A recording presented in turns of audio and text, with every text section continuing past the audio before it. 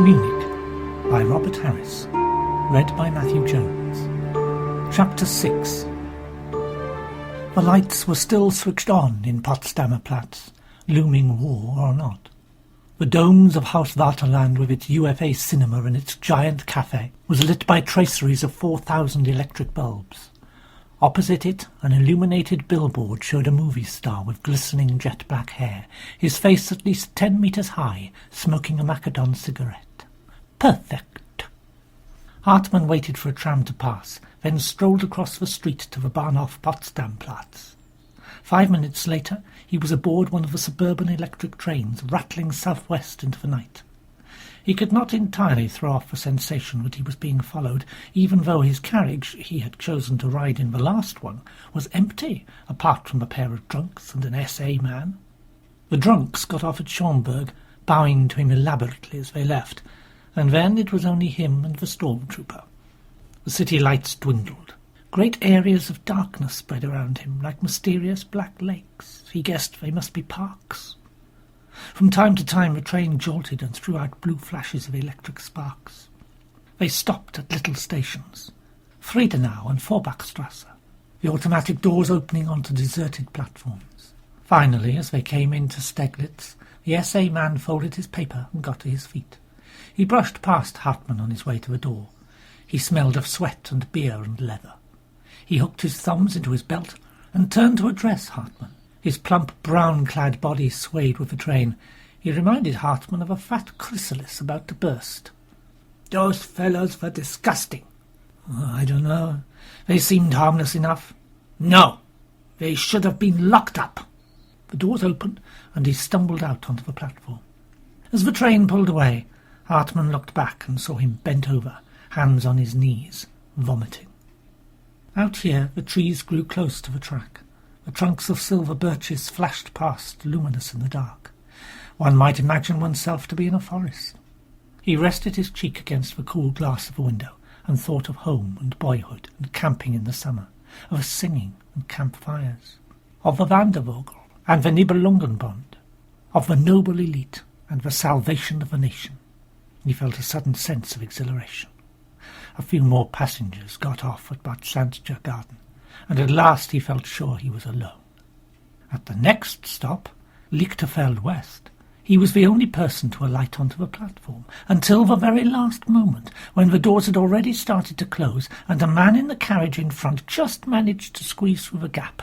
He glanced briefly over his shoulder as the train pulled away, and Hartmann had an impression of a blunt-jawed, brutal face. The Liebstandart SS Adolf Hitler, the Führer's bodyguard. They had their barracks in Lichterfeld. Perhaps he was an officer off duty.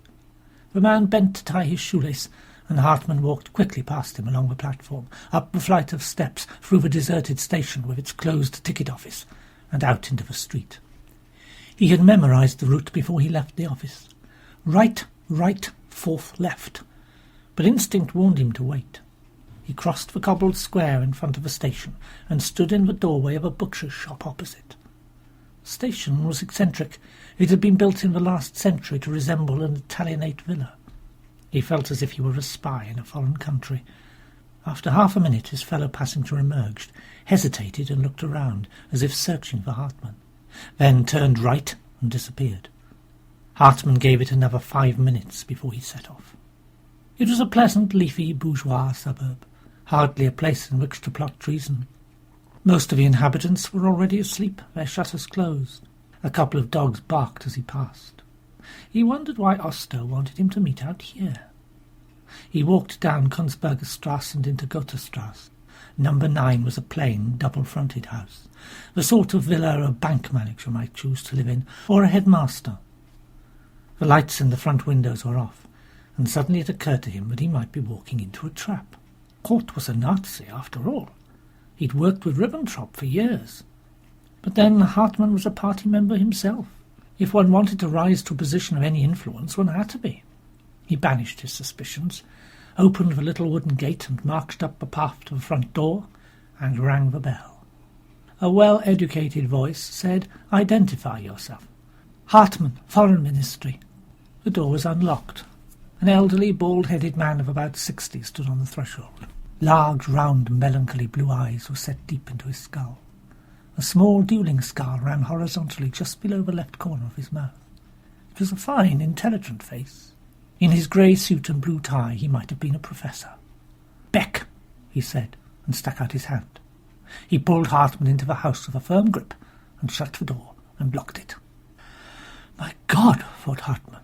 Ludwig Beck, General Beck, the Chief of the General Staff. This way, please. Beck led him down a passage towards a room at the back of the house where half a dozen men were seated. I presume you know most of these gentlemen? Indeed. Hartmann nodded a general greeting. How much the strain had aged from over just a few months. There was the clerkish court, whose elder brother Theo was the charge d'affaires in the embassy in London, another member of the opposition, who so hated Ribbentrop he had decided he was willing to risk his neck to stop him, and Colonel Oster, the deputy head of military intelligence, a cavalryman of charm, who was their leader, in so far as so vociferous a group could tolerate such a thing, and Hans Berngivius and Count von Schulenburg of the Interior Ministry, and Hans von Danier of the Justice Ministry. The sixth man he didn't know, but he recognized him. It was the S-bound passenger he'd seen earlier tying his shoelaces at the railway station. Oster noticed his look of surprise.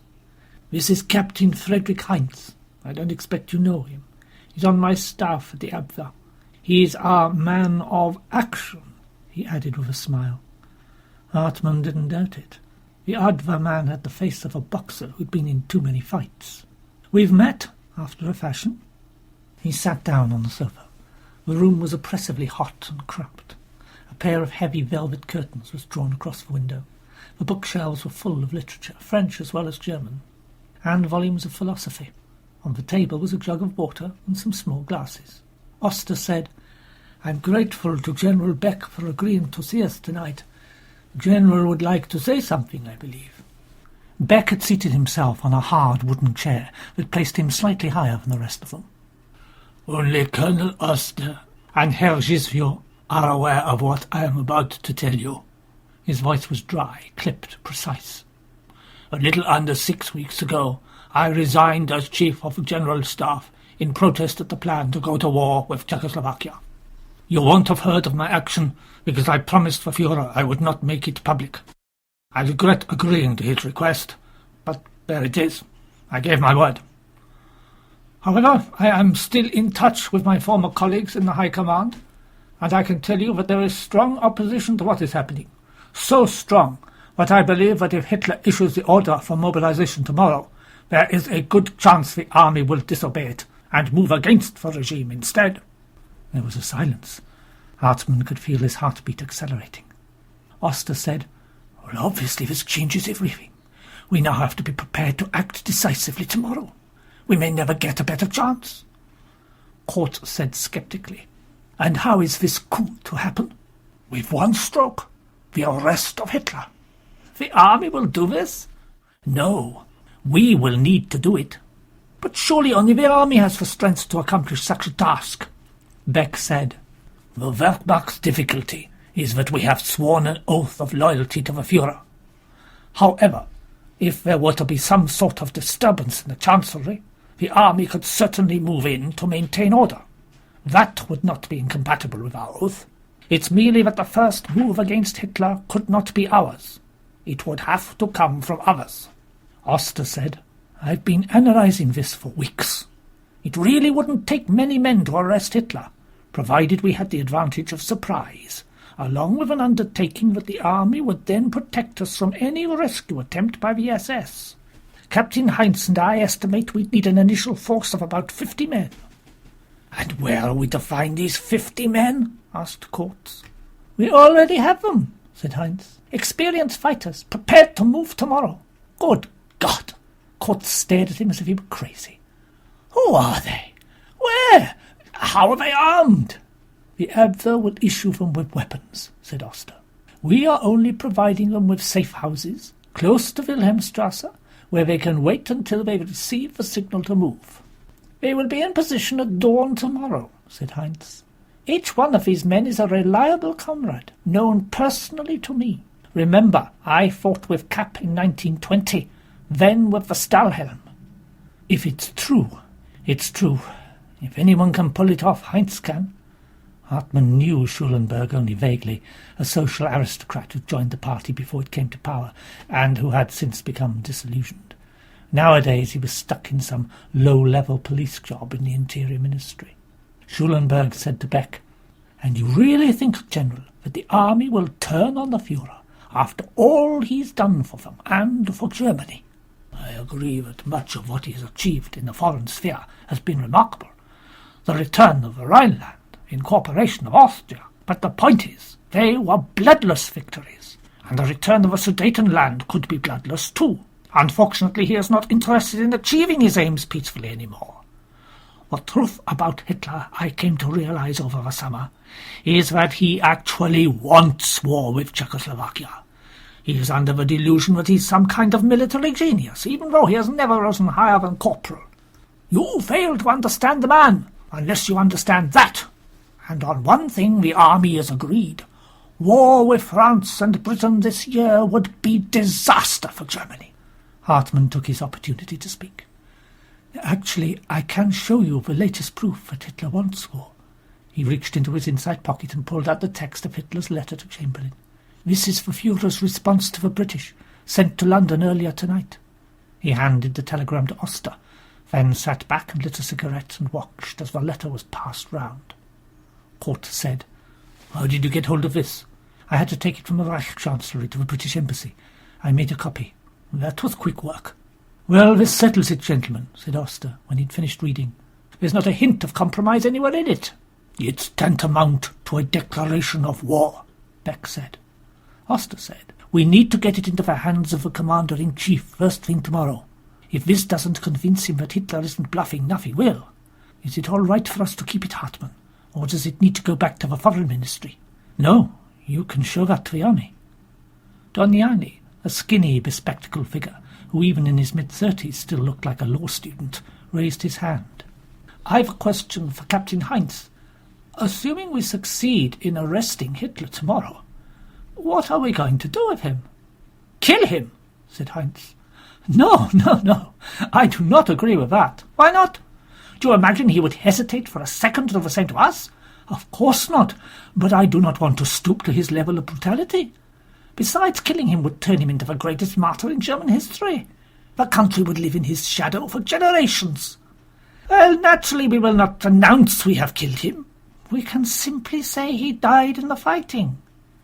"Well, that will not fool anyone. The truth will come out. It always does. Gisui, help me here." "I don't know what I think." Chevry was a baby-faced lawyer who had started his career in the Gestapo until he realized the sort of people he was working with. "I suppose the best course would be to put him on trial. We have a file of evidence against him a meter thick." "I agree absolutely," said Beck. "I could not be a party to any extrajudicial killing. The fellow should be taken somewhere secure and subjected to a thorough psychiatric examination. Then he can either be locked away in an asylum or made to account for his crimes." "Psychiatric examination?" Heinz muttered.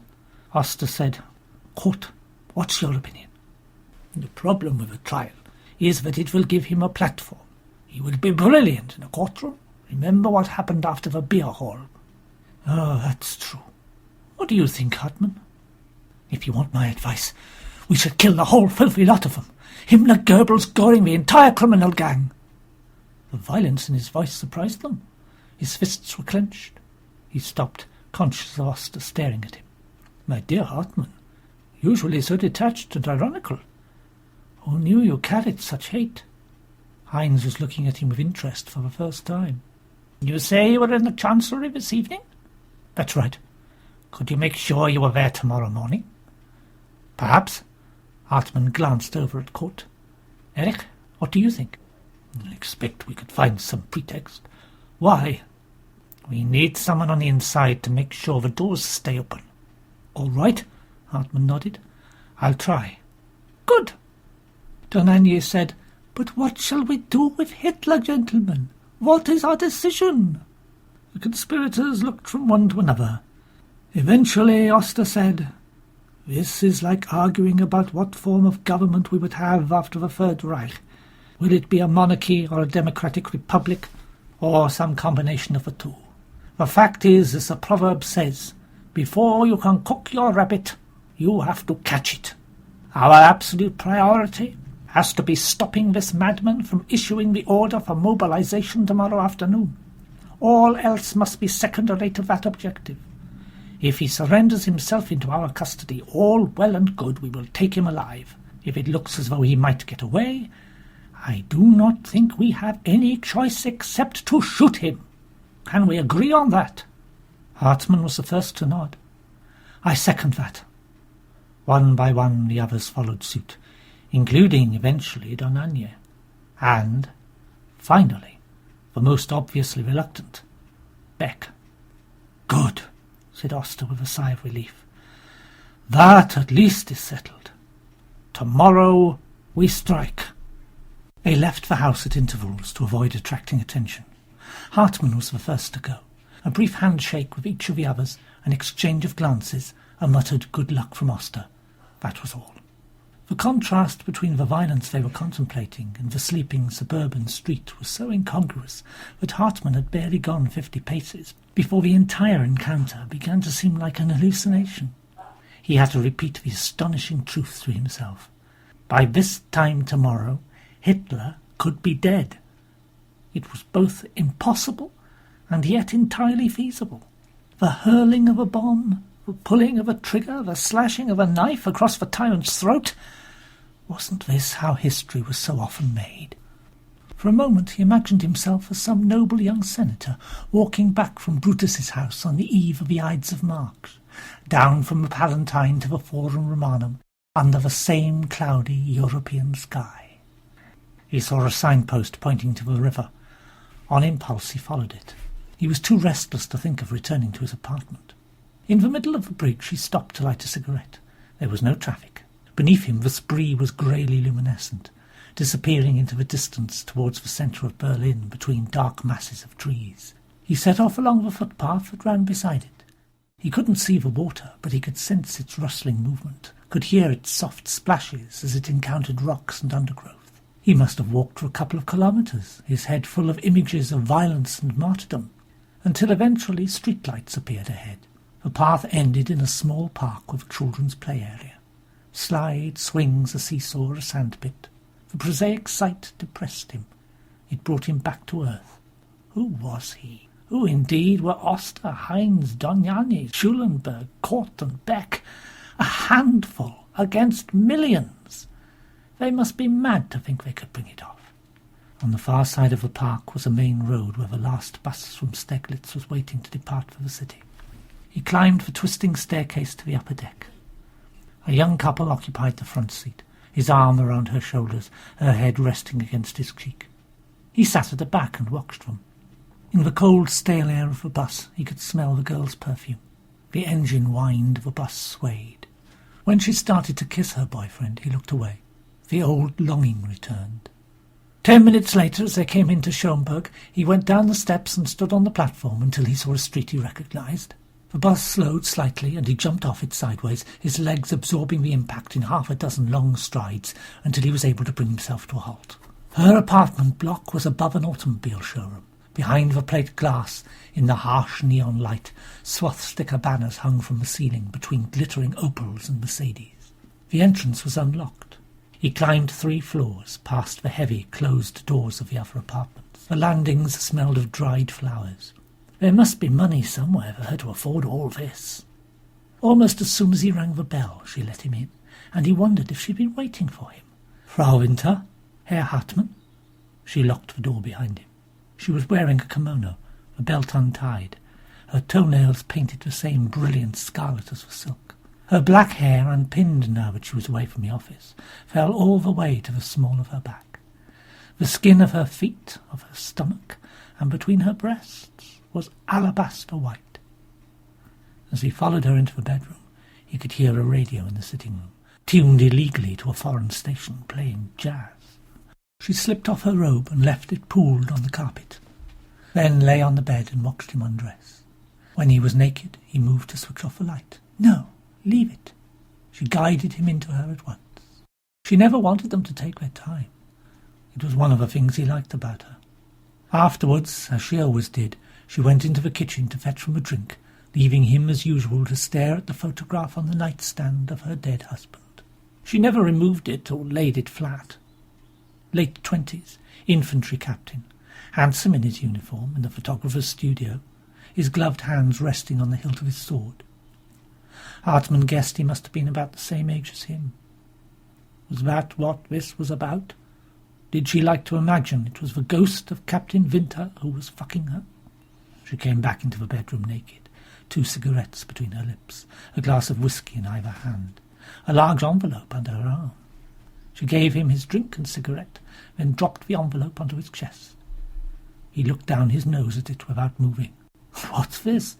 "See for yourself." The bed creaked as she climbed back onto it. She hugged her knees and watched as he opened it.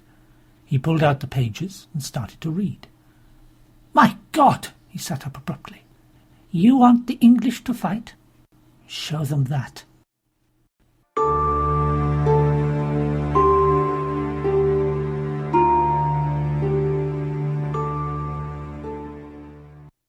Day 2.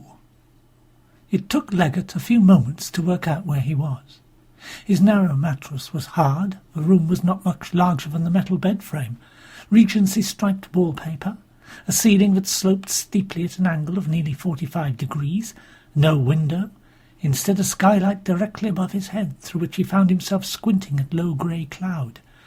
Seagulls whirled across it like litter in the wind. It reminded him of a seaside boarding house. He groped around the bedside table and opened his pocket watch. 9:15. The Prime Minister had kept him up fetching documents for his speech until nearly 3. Afterwards he'd lain awake for hours. He must have fallen asleep just before dawn. He felt as if someone had rubbed grit in his eyes. He threw off the sheet and blanket and swung his legs to the floor. He was wearing a pair of duck-egg blue pyjamas from Jeeves and Hawkes that Pamela had given him for his birthday. Over these he pulled a plaid dressing gown. Sponge bag in hand, he opened the door and inspected the corridor.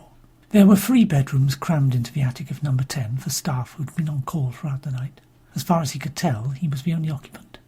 The pale green Ministry of Works linoleum was clammy underfoot. It flowed along the passage and into the bathroom. He pulled the light cord, again no window, and he had to run the tap for more than a minute before the water turned lukewarm. While he waited, he placed a hand on either side of the basin and leaned towards the mirror. Increasingly these days, the face he shaved was his father's. A face from a sepia photograph. Manly, resolute, oddly innocent. All that was lacking was the large, dark moustache. He lathered his face with soap. Back in the room, he put on a clean shirt and threaded his cufflinks. He knotted his purple and dark blue striped Balliol tie. Behold, the 3rd Secretary. It was 5 years to the day since he'd looked in the back pages of the Times and discovered the list of successful candidates in the 1933 Diplomatic Service Entrance Examinations. The names were printed in order of marks achieved. Leggett, Riley, Cresswell, Shuckburgh, Gore-Booth, Gray, Malcolm, Hogg. He'd read it several times before it sank in. He'd come top. A few lines of newsprint had turned him from an Oxford graduate with a first-class degree in mods and greats into a man of the world, an official high flyer. He would be an ambassador, certainly, possibly even permanent under-secretary. Everybody said so. 2 days later, still in a state of euphoria, he had proposed to Pamela, and to his amazement she had accepted. If anything, her fantasies had outstripped his own. She would be Lady Leggett. She would preside elegantly and effortlessly over receptions at the Paris Embassy in the Rue de Fromage Saint-Honore. They'd both behaved like children. It had been madness, and now the world had grown old and ugly around them. By the time he was fully dressed, it was 9 o'clock. There were 6 hours left until Hitler's ultimatum expired. He went in search of breakfast. The narrow stairs led down to a landing outside the Prime Minister's flat, and from there to the anteroom next to Chamberlain's study. His intention was to slip out to the Lions' Corner-house near Trafalgar Square. He could be there and back in 30 minutes. But before he could reach the main staircase, he heard a door open behind him, and a woman's voice called out, "Mr. Leggett, good morning." He stopped and turned to face her. "Good morning, Mrs. Chamberlain." Her costume was funereal, charcoal grey and black, with a necklace of large beads of jet. "Did you manage to get some sleep?" "Yes, thank you." "Come and have some breakfast." "I was just about to go out." "Don't be silly. We always give the duty secretary breakfast." She peered at him myopically. "It's Hugh, isn't it?" "That's right. But really—" "No, nonsense. There's such a crowd gathering outside already. It'll be much easier for you to eat here." She took his arm and gently tugged him after her. They passed through the state drawing-rooms, watched by various Whig and Tory statesmen looking down their noses at them from heavy gilt frames. To his surprise, she continued to hold on to him. They might have been fellow guests at the country house weekend, going in for dinner together. "I'm so grateful for all that you young men do for my husband." Her tone was confiding. "You have no idea how much you lighten his burden. And don't say you're just doing your job. I know the personal cost of public service." She opened the door to the dining room. It was not the grand official one, but the more intimate wood-panelled room with a table for 12. At the far end, reading the Times, was the Prime Minister. He looked up at his wife and smiled. "Good morning, my dear." He nodded at Leggett. "Good morning." He resumed reading. Mrs. Chamberlain gestured to a side table, where half a dozen dishes with silver covers were being kept warm on a hot plate. "Do help yourself. Coffee?" "Thank you." She handed him a cup and went and sat next to the Prime Minister. Leggett lifted the nearest cover. The greasy sweet smell of the bacon reminded him how hungry he was. He went along the table, filling his plate. Scrambled eggs, mushrooms, sausages, black pudding. When he sat down, Mrs. Chamberlain smiled at the size of the breakfast. "Are you married, Hugh?" "Yes, Mrs. Chamberlain." "Any children?" "A boy and a girl."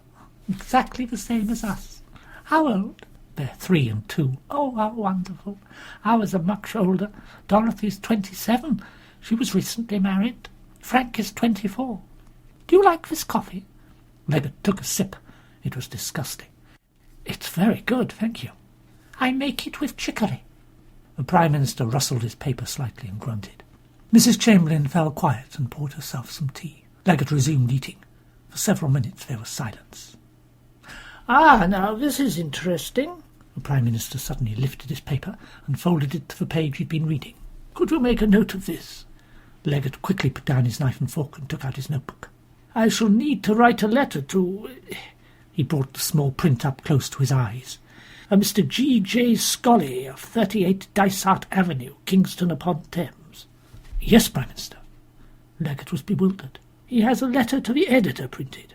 In the spring of this year I was observing a blackbird with a nest of eggs in a steep bank. Upon my approach each day, the sitting bird would allow me to observe her at a few feet distant. And then one morning her familiar figure was missing. On peering over the bank, I found her 4 young chicks cold and lifeless in the nest. A thin trail of blackish breast feathers led me down the bank to a small bush under which I discovered the mangled remains of my old blackbird. And intermingled in that trail of blackbird's feathers were a few others, those which could only have come from the breast and flanks of a little owl." The Prime Minister tapped the paper with his finger. "I have observed exactly the same behaviour by the little owls at Chequers." "Oh, Neville, really, as if Hugh hasn't got enough to do." "Actually, I believe it was my grandfather on my mother's side who helped introduce the little owl to the British Isles." "Did he really?"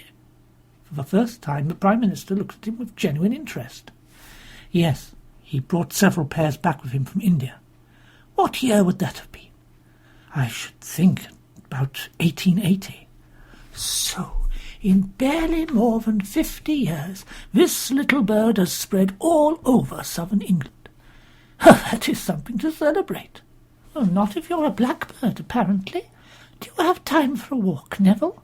She looked across the table at Leggett. "We always take a walk together after breakfast." The Prime Minister put down his paper. "Yes, I need some air.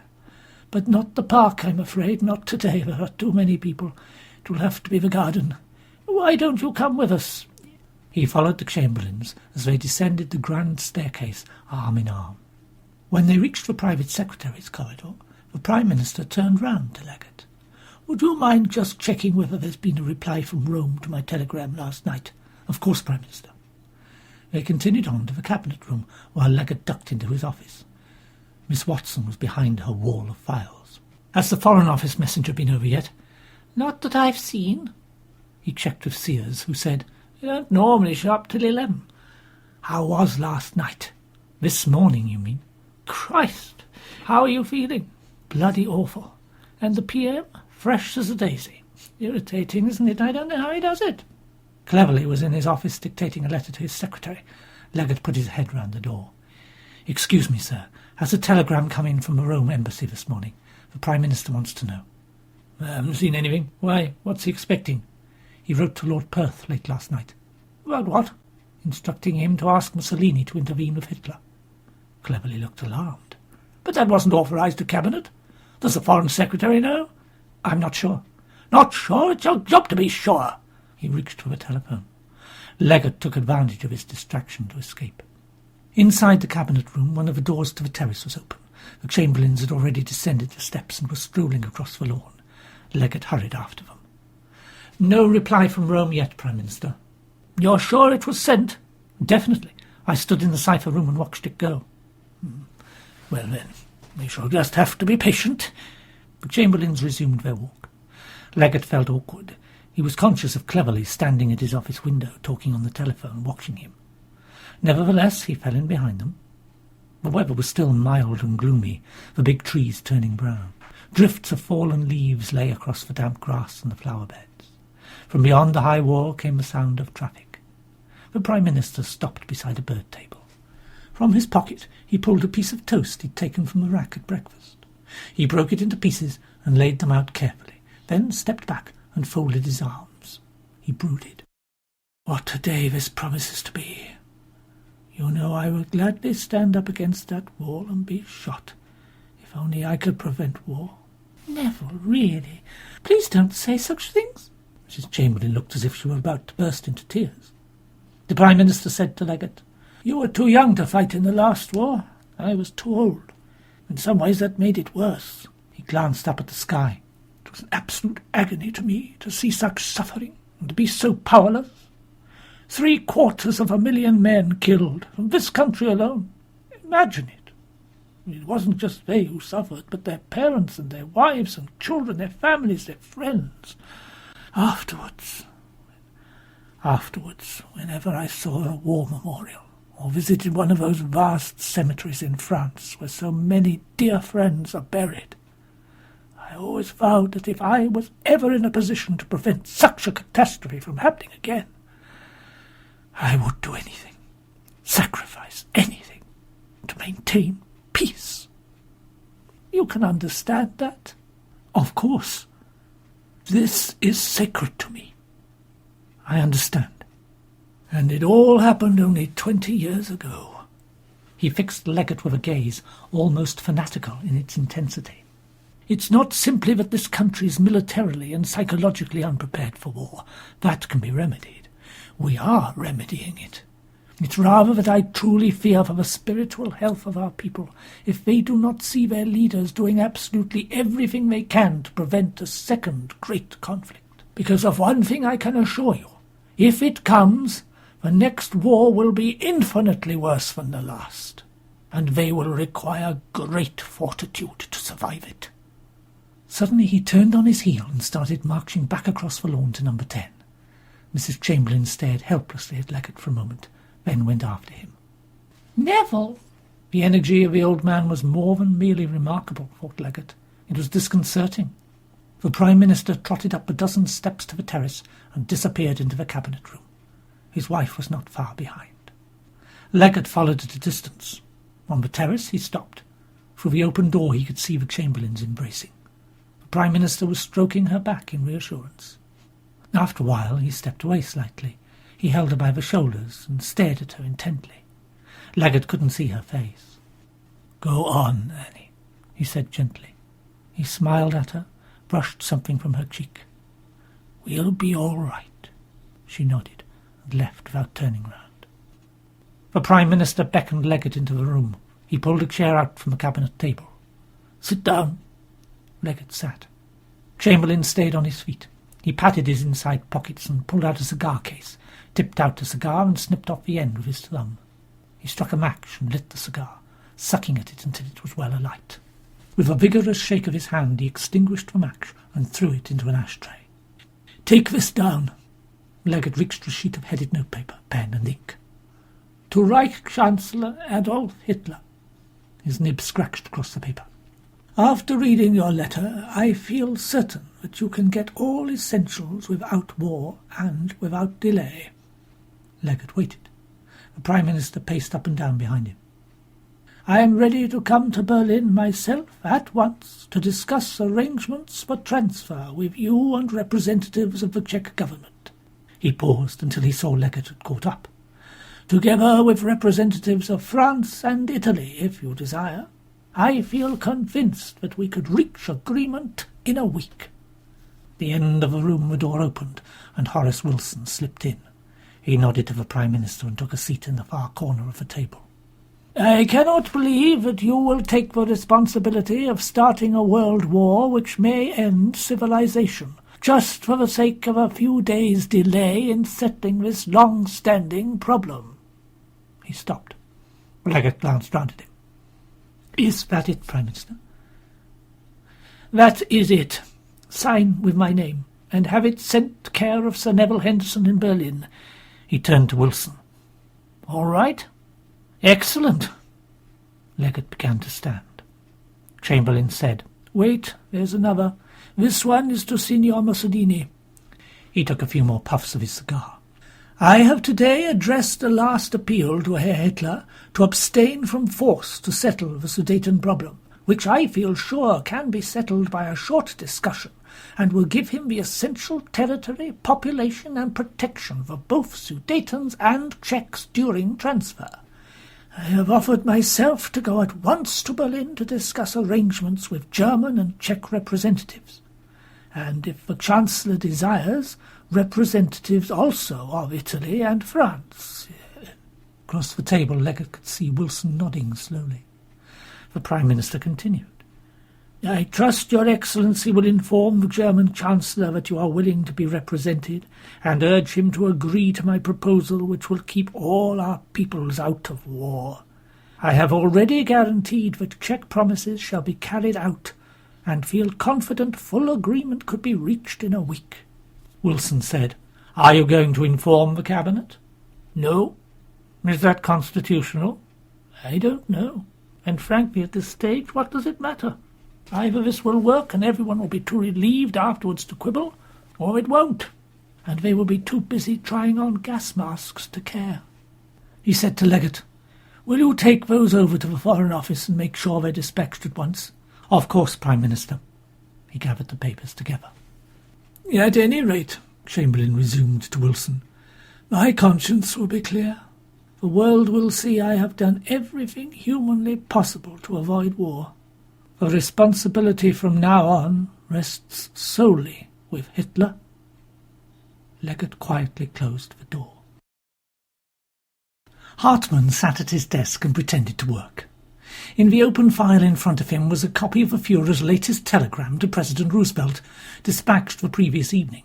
It justified invasion on the grounds that 214,000 Sudeten Germans had so far been forced to flee their homes to escape the outrageous violence and bloody terror inflicted on them by the Czechs.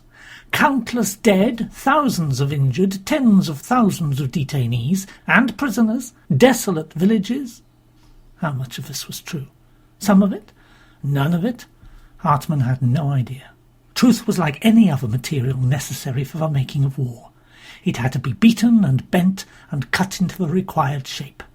Nowhere in the telegram was there any hint of compromise. For the 100th time he checked his watch. It was 3 minutes past 11. Over by the windows, von Nutzitz and von Ratznow were also at their desks. They were staring down into the street, as if waiting for something to happen. Neither had uttered more than a dozen words all morning. Nostitz, who worked in the protocol department, was a party member. Rantzu, who had been due to go to the London embassy as second secretary until the Sudeten crisis blew up, was not. They weren't such bad fellows, Hartmann thought. He had mixed with their type all his life. Patriotic, conservative, clannish.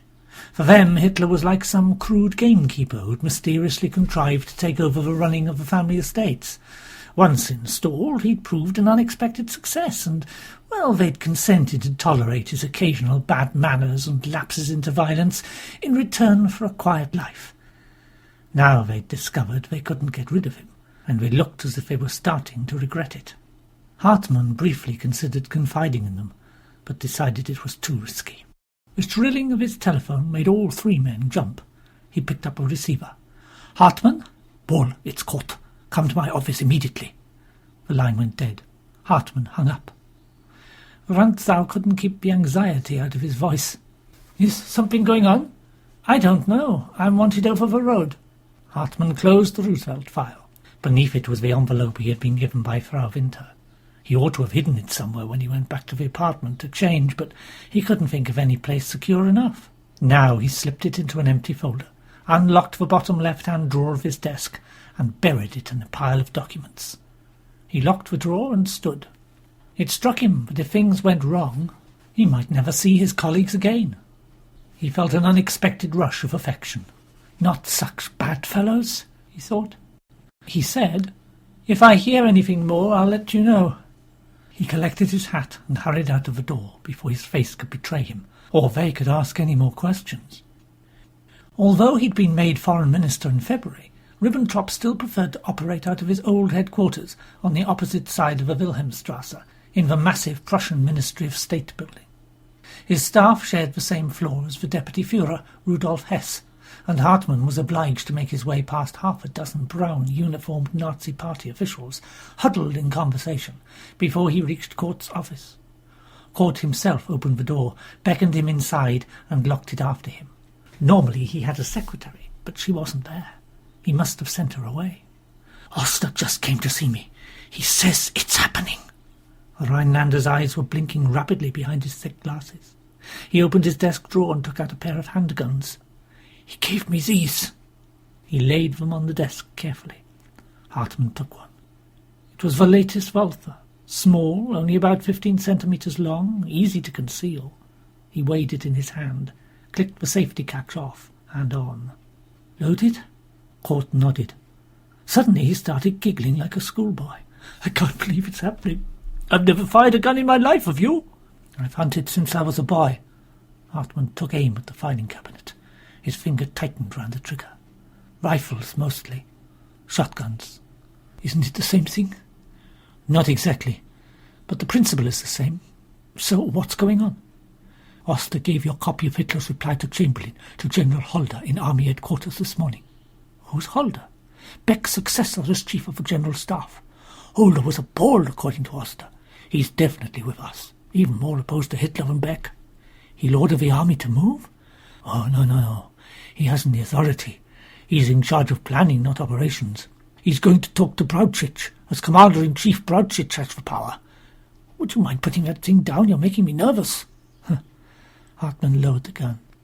"And Brauchitsch is sympathetic?" "Apparently." "So what happens now?" "You're to go over to the Chancellery, exactly as we agreed last night." "On what pretext?" "The British Embassy just rang. It seems Chamberlain has written another letter to Hitler. God knows what it says. And Henderson wants an appointment to deliver it by hand to the Führer as soon as possible. The request has to be cleared by Ribbentrop, and he's with the Führer now. I thought you could go over and inform him." Hartmann considered this. It sounded plausible. All right. He tried concealing the gun in various pockets. It fitted best inside his double-breasted jacket on the left, next to his heart. He could draw it with his right hand. When he'd fastened the buttons, it was hard to tell it was there. Kurt was watching him with something like horror. "Telephone me the moment you have Ribbentrop's response. I'll come over and join you. For God's sake, remember your job is simply to keep the doors open. Don't get involved in any shooting. That is for Heinz and his men." "I understand." Hartmann tugged his jacket straight. "Well then, I'd better go." Kurt unlocked the door and offered his hand. Hartmann gripped it. His friend's palm was cold with fear. He could feel the tension spreading to him like an infection. He pulled his hand away and stepped out into the corridor. "I'll call you in a few minutes." He said it loudly enough for the party officials to hear. As he approached, they shifted out of the way to let him pass, He strode to the stairs, descended quickly to the lobby, and went out into Wilhelmstrasse. The fresh air braced him.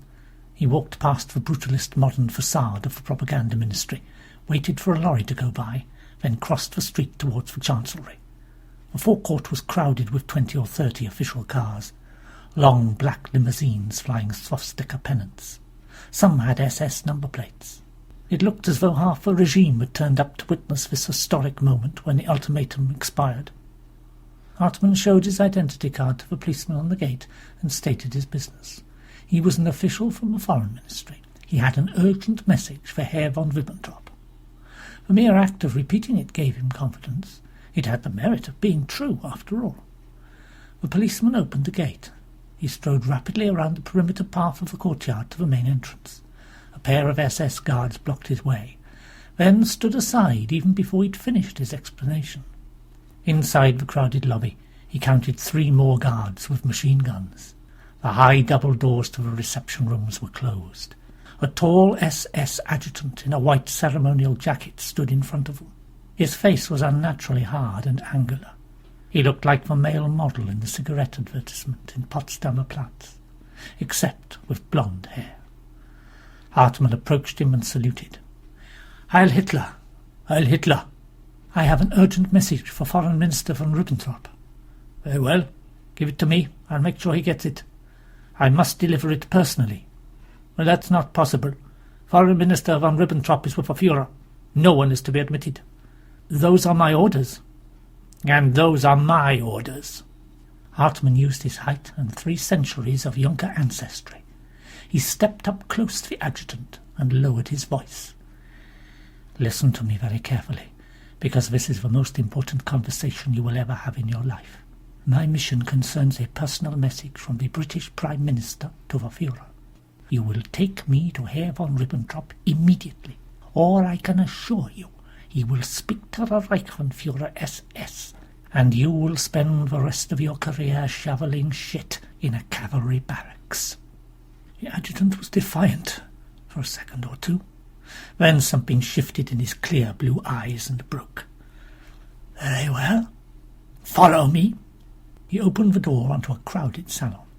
A central group of perhaps a dozen men was standing beneath the immense crystal chandelier, with small clusters radiating out from this inner core. A lot of uniforms, brown, black, grey, blue. They were all sprinkled among civilian suits. There was an incessant, urgent drone of conversation. Here and there a famous face, Goebbels leaning against the back of a chair, arms folded, brooding, alone. Goering in powder blue, like a general in an Italian opera, holding court to an attentive circle. As Hartmann threaded his way between them, he was conscious of heads turning to follow his progress. His eyes met eager, curious expressions, hungry for news, and he realized they must know nothing. But they were all just waiting, even the most powerful figures in the Reich. He followed the adjutant's white jacket through a second set of doors, permanently open, he noticed, and into another huge reception room. The atmosphere here was quieter. Diplomats in frock coats and striped trousers were whispering to one another. He recognized Kirchheim from the French desk of the Foreign Ministry. On the left was a closed door with a guard beside it. In an armchair nearby was SS Sturmbannführer Sauer. He jumped to his feet as soon as he noticed Hartmann. "What are you doing here?" "I have a message for the Foreign Minister." "He's with the Führer and the French ambassador. What is it?" "Court says Chamberlain has written the Führer a letter. The British ambassador wants to deliver it in person as soon as possible." Sauer absorbed this and nodded. "All right, wait here." The adjutant said, "Shall I leave Herr Hartmann with you, Sturmbannführer?" "Yes, of course." The adjutant clicked his heels and moved away. Sauer tapped lightly on the door, opened it, and disappeared inside. Hartmann looked around the salon. Once again he found himself calculating. 1 guard here, plus those he'd already seen. How many did that make? 6. But Oster surely hadn't anticipated such a congregation of senior party figures inside the Chancellery. What if they'd all brought bodyguards of their own? Goering, as head of the Air Force, would certainly have several. Sauer reappeared. "Tell Court that the Führer will receive Ambassador Henderson at 12:30. "Of course, Sturmbannführer." As Hartmann set off back towards the lobby, he looked at his watch. It was just after 11:30. What were Heinz and the others doing? If they didn't strike soon, half the Berlin diplomatic corps would be caught in the crossfire. He opened one of the doors to the lobby and left it ajar. The adjutant was nearby. Hartmann went over to him. "I need to make an urgent call to the Foreign Ministry." "Yes, Herr Hartmann." He was like some handsome stallion. Now that he'd been broken, he was entirely pliant. He led Hartmann over to the big desk facing the entrance and gestured to the telephone. "You will be automatically connected to the operator." "Thank you." Hartmann waited until he'd moved away, then picked up a receiver. "Can I help you?" Hartmann gave the number of Court's direct line and waited for the connection. Through the open door of the entrance he could see the back of one of the SS guards, and beyond him a couple of limousines drawn up in the courtyard. 2 chauffeurs in SS uniform were leaning against one of the cars, smoking. He guessed they must be armed. There was a click, half a ringtone, and the phone was answered. "Court?" It's Paul. A message from the Chancellery. The Führer will see Henderson at 12:30. "Understood. I'll inform the British ambassador." "It's busy here, much busier than I expected." He hoped Court would detect his warning emphasis. "I understand. Just stay where you are. I'm coming over." Court rang off. Hartmann kept the receiver pressed to his ear and pretended he was still listening. The door to the salon remained slightly open. It occurred to him that when the attack began, his best tactic would probably be to shoot the adjutant to prevent him closing it. The thought of the blood seeping through the immaculate white jacket gave him a moment of pleasure. The operator said, "You wish to make another call?" "No, thank you." He replaced the receiver. Suddenly he was aware of commotion outside. A man was on the steps demanding loudly to be admitted.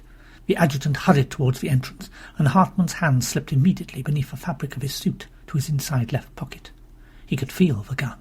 There was an exchange on the steps, and then a stooped, bespectacled, red-faced figure in a bowler hat pushed his way into the lobby.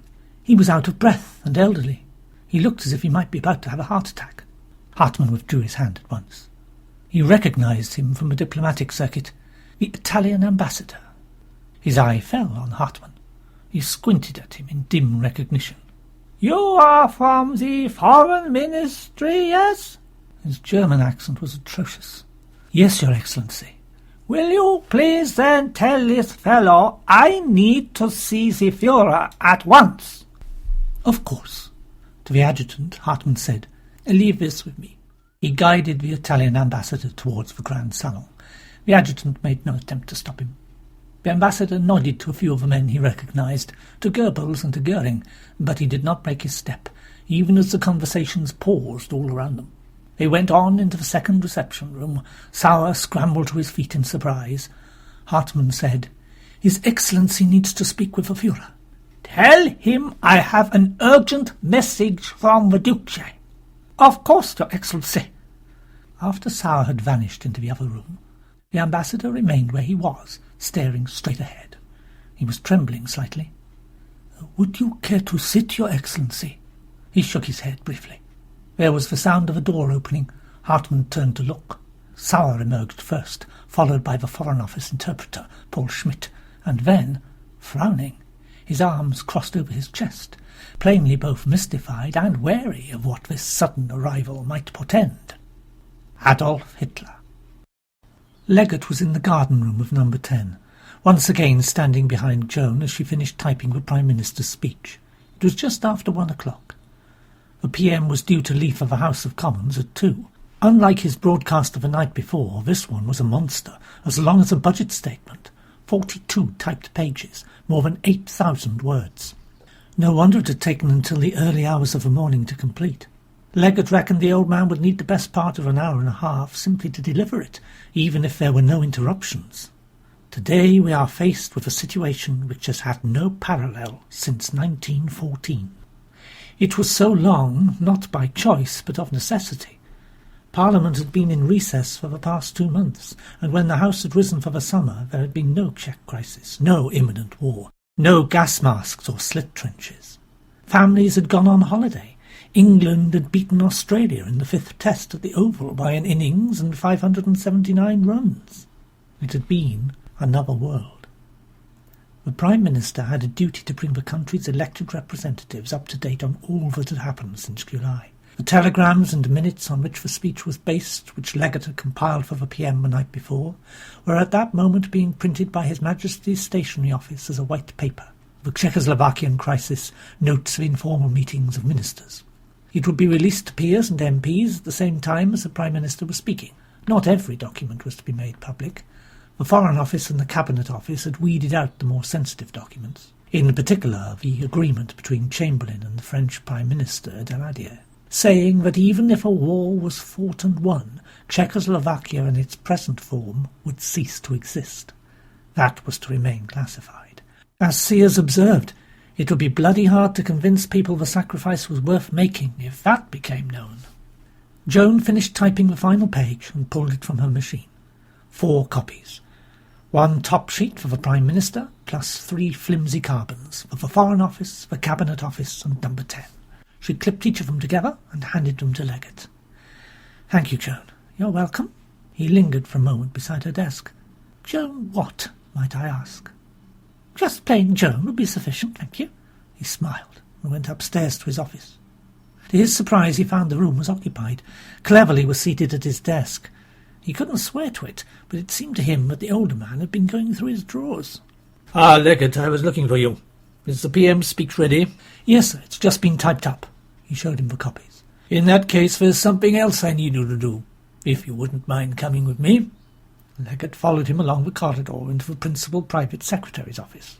He wondered what was coming next. Cleverly pointed to his desk where the telephone receiver lay on the blotter beside its cradle. "We're keeping the line open to the embassy in Berlin. We can't risk losing the connection. I want you to listen out for news at the other end, all right?" "Of course, sir. What exactly is it I'm listening out for?" "Hitler has agreed to give Sir Neville Henderson an audience. He shall be back from the Chancellery any minute with Hitler's response to the Prime Minister's letter." Leggatt drew in his breath. "My goodness, things are getting tight." "They certainly are. I shall be with the PM. The moment you hear anything, let us know." "Yes, sir." Cleverly's office, like Wilson's, had a communicating door with the cabinet room. He stepped through it and closed it after him. Leggatt sat at the desk. He picked up the receiver and placed it cautiously to his ear. When he was a boy, his father had given him a shell and told him that if he listened hard enough he'd be able to hear the sound of the sea. That's what he heard now. How much was the hiss of static on the line, and how much the sound of his own blood pulsing through his ear, it was impossible to tell. He cleared his throat. "Hello? Is anyone there?" He repeated it a couple of times. "Hello? Hello?" It was a task that could have been entrusted to a junior clerk. Presumably that was the point. It was designed to put him in his place. He glanced out of a window at the deserted garden. A blackbird was hopping around the PM's bird table, pecking at the crumbs. He wedged the heavy Bakelite receiver between his ear and his shoulder, took out his pocket watch, disconnected it from its chain, and placed it open on the desk. He started to go through the Prime Minister's speech, checking it for errors. For His Majesty's government, there were 3 alternative courses that we might have adopted. Either we could have threatened to go to war with Germany if she attacked Czechoslovakia, or we could have stood aside and allowed matters to take their course, or, finally, we could attempt to find a peaceful settlement by way of mediation. After a while, Leggatt laid aside the speech and brought the watch up close to his face. The little hand was an elongated diamond shape, the big hand much finer. If one looked closely at it, one could just about see its infinitesimal movement as it worked its way towards the vertical. He imagined the German soldiers in these last few minutes waiting in their barracks for the signal to move out, the troop trains heading towards the Czech border, the panzers trundling down the narrow country roads of Saxony and Bavaria. At 1:42 p.m. a male voice said, "Hello, London?" Leggatt's heart jumped. "Hello, this is London. This is the embassy in Berlin. Just checking the line's still open. Yes, it seems fine our end. What's happening over there? We're still waiting for the ambassador to return from the Chancellery. Stand by, please." The hiss resumed. The blackbird had disappeared. The garden was deserted. It was starting to spot with rain. Leggatt went back to the speech. In those circumstances, I decided that the time had come to put into operation a plan which I had had in my mind for a considerable period as a last resort. As Big Ben struck 2 o'clock, the door opened, and the top half of Cleverley's body appeared. "Anything?" "No, sir." "The line's still working?" "I believe so." "Well, we'll give it another 5 minutes, and then the PM will have to go." The door closed. At 7 minutes past 2, Leggett heard the sound of a telephone being picked up in Berlin. A nasal voice said, "This is Sir Neville Henderson." "Yes, sir. This is the Prime Minister's private secretary." Leggett reached for his pen. "Please tell the Prime Minister that Herr Hitler has received a message from Signor Mussolini, delivered by the Italian ambassador, assuring him that in the event of conflict Italy will stand by Germany, but asking him to postpone mobilization for 24 hours so that the situation can be re-examined. Please tell the Prime Minister that Herr Hitler has agreed. Have you got all that?" "Yes, sir. I'll tell him now." Leggett hung up. He finished writing and opened the door to the cabinet room. The Prime Minister was sitting next to Wilson. Cleverley was opposite him. As his head swung to face Leggett, the tendons in his thin neck stood out. He looked like a man about to be hanged, standing on the trap-door, but still hopeful of a reprieve. "Well?"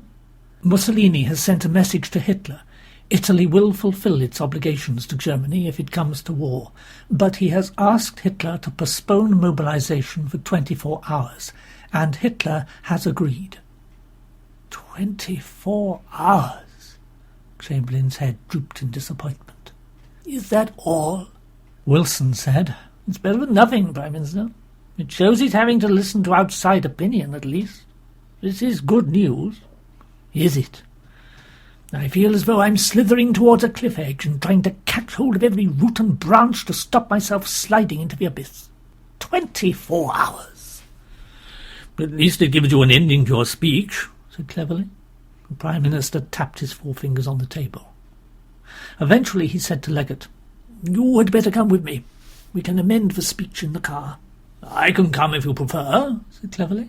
"No, you had better wait here in case there are further developments in Berlin." "It's nearly 1:15, said Wilson. "You'll need to go. The debate starts in 15 minutes. Chamberlain pushed himself up from the table. As Leggett followed him, he was conscious of a look of pure loathing from Cleverley. In the entrance hall, Chamberlain stood under the brass lantern while Wilson helped him on with his overcoat. A dozen members of the No. 10 staff had gathered to see him off. He looked around him. "Is Annie?" "She's gone on ahead," said Wilson. "Don't worry. She'll be in the gallery." He brushed a few specks from Chamberlain's collar and gave him his hat. "I'll be there too." He fished the PM's umbrella from his stand and pressed it into his hand. "Remember, you are prevailing, inch by inch." The Prime Minister nodded. The porter opened the door. The familiar brilliant white glare briefly silhouetted him, and Leggett thought how slight a figure he looked, even in his overcoat. Rather like a blackbird himself. He doffed his hat, first right, then left, and stepped onto the pavement. There were a few cheers, a little applause. A woman shouted, "God bless you, Mr. Chamberlain." It sounded as though there was hardly anyone present. But when Leggett followed him out into the blinding light, and his eyes adjusted, he saw that Downing Street was actually filled from end to end with a silent, shuffling multitude, so huge that a policeman mounted on a horse had been brought in to escort the car. The Prime Minister climbed into the Austin through the near side door. His plainclothes detective got in beside the driver. Leggett had to squeeze his way round through the crowd to the other side. It was hard to open the door. He slid into the seat beside the Prime Minister. The crush of bodies closed the door after him. Through the windscreen he could see the rear end of a police horse. It moved off slowly, clearing a path for him. "I have never seen anything like this in my life." Flashbulbs lit the interior. It took them almost a minute to reach the top of Downing Street and turn into Whitehall. A huge crowd stretched behind, 8 or 10 deep on the pavements, and gathered around the cenotaph, which rose from a field of freshly laid flowers.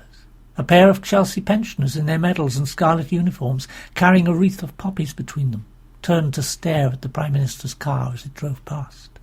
Leggett pulled out his fountain pen and flicked through to the last page of a speech. It was hard to write in the moving car. "Signor Mussolini has informed Herr Hitler that while Italy will fulfill its obligations to Germany, it nevertheless requests that mobilization be postponed for 24 hours. Herr Hitler has agreed."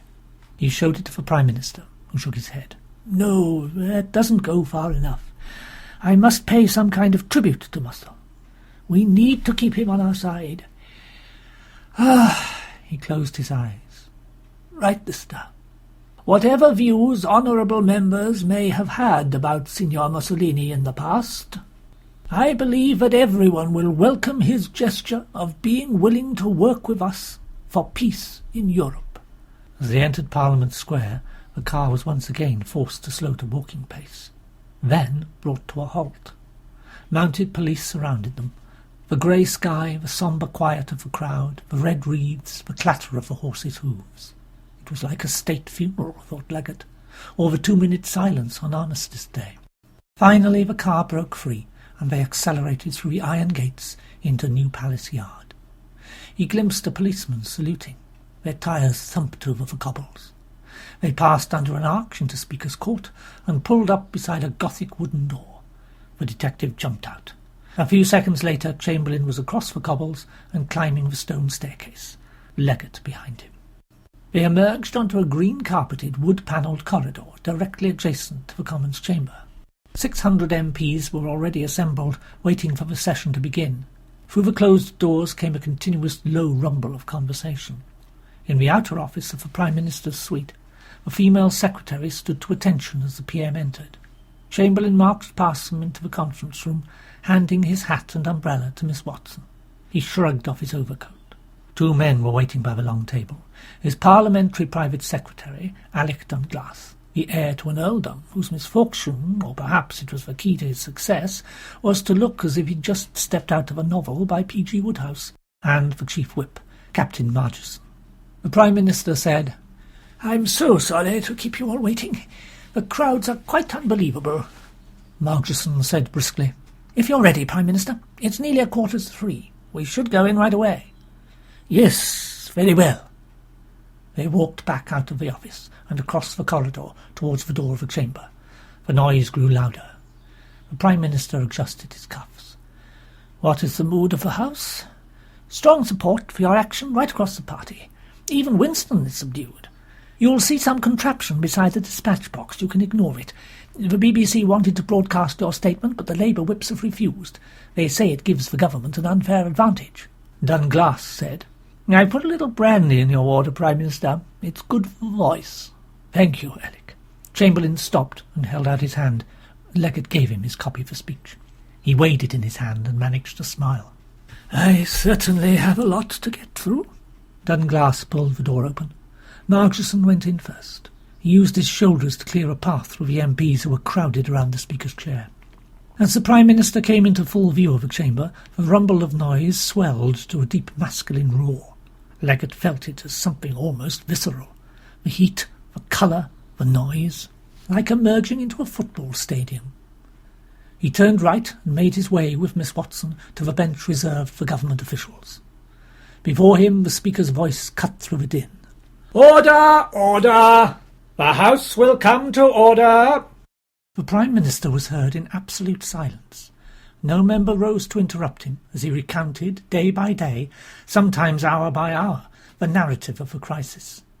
The only movement came from the House messengers in their black frock coats and ceremonial chains, endlessly bringing in telegrams and pink telephone slips, recording the messages that were pouring into Westminster. "So I resolved to go to Germany myself to interview Herr Hitler and find out in personal conversation whether there was yet any hope of saving the peace." From his vantage point, Leggett could see Winston Churchill leaning forward on the Conservative front bench below the gangway, listening intently, accumulating telegram after telegram, which he had bundled together with a red elastic band. In the gallery, the former Prime Minister, Stanley Baldwin, rested his arms on the wooden railing and gazed down at proceedings like a farmer at market wearing his Sunday best. Further along, the pale, powdered imperial effigy of Queen Mary, the mother of the King, regarded Chamberlain without expression. Nearby sat Lord Halifax. "I know very well that in taking such an unprecedented course I was laying myself over to criticism on the ground that I was detracting from the dignity of a British Prime Minister, and to disappointment, and perhaps even resentment, if I failed to bring back a satisfactory agreement. But I felt that in such a crisis, where the issues at stake were so vital for millions of human beings, such considerations could not be allowed to count. Leggatt checked the Prime Minister's delivery against his copy of the speech, marking the few occasions when Chamberlain departed from the text. The PM's manner was unhurried, forensic, quietly theatrical. Now with his thumbs tucked under the lapels of his jacket, now putting on a pair of pince-nez to read from a document, now removing them to gaze briefly up at the skylight as if seeking inspiration. He described his 2 visits to Hitler as if he were a Victorian explorer at the Royal Geographical Society, reporting on his expeditions to meet some savage warlord. On the 15th of September I made my first flight to Munich. Thence I travelled by train to Herr Hitler's mountain home at Berchtesgaden. On the 22nd I went back to Germany, to Godensberg on the Rhine, where the Chancellor had appointed a meeting place as being more convenient for me than the remote Berchtesgaden. Once again I had a very warm welcome in the streets and villages through which I passed. The Prime Minister had been on his feet for more than an hour, and was embarking on the description of the events of the last 2 days. As a last effort to preserve peace, I sent Sir Horace Wilson to Berlin, and Leggatt suddenly became aware of a disturbance in the Peers' Gallery. Cadogan was standing at the entrance, accompanied by a messenger. He was waving his hand, trying to attract the attention of Lord Halifax. In the end it was Baldwin who noticed him, and who reached round behind the back of Queen Mary and tapped the Foreign Secretary on the shoulder. He pointed to Cadogan, who beckoned urgently to Halifax to come and join him. Halifax rose stiffly, his useless arm dangling at his side, and with much bowing and apology to Her Majesty, made his way to the back of the gallery and disappeared. Yesterday morning Sir Horace Wilson resumed his conversations with Herr Hitler, and finding his views apparently still unchanged, repeated to him in precise terms, on my instructions, that should the forces of France become actively involved in hostilities against Germany, the British government would feel obliged to support them. Leggatt whispered to Miss Watson, "Would you mind just checking what the PM says against the text?" Without waiting for a reply, he handed her the speech. The tension in the chamber was tightening sentence by sentence as the Prime Minister's narrative drew closer to the present. The MPs standing between the official's box were too rapt to take any notice of Leggatt as he twisted and squeezed his way between them. "Excuse me. Sorry." He reached for space at the back of the Speaker's chair just as Cadogan and Halifax came through the door. Cadogan saw him and waved at him to come over. He said quietly, "We have just received a direct response from Hitler. We need to inform the PM before he finishes speaking." He pressed a note into Leggatt's hand. "Give this to Alec Dunglass." It was a folded sheet of paper, folded once, with Prime Minister Urgent written on the outside. Leggatt went back into the chamber. He could see Dunglass sitting on the second row of benches, immediately behind the Prime Minister's place. There was no way he could reach him directly. He gave the note to the MP at the end of a bench. He was aware of hundreds of MPs opposite and behind, watching him, fascinated by what was going on.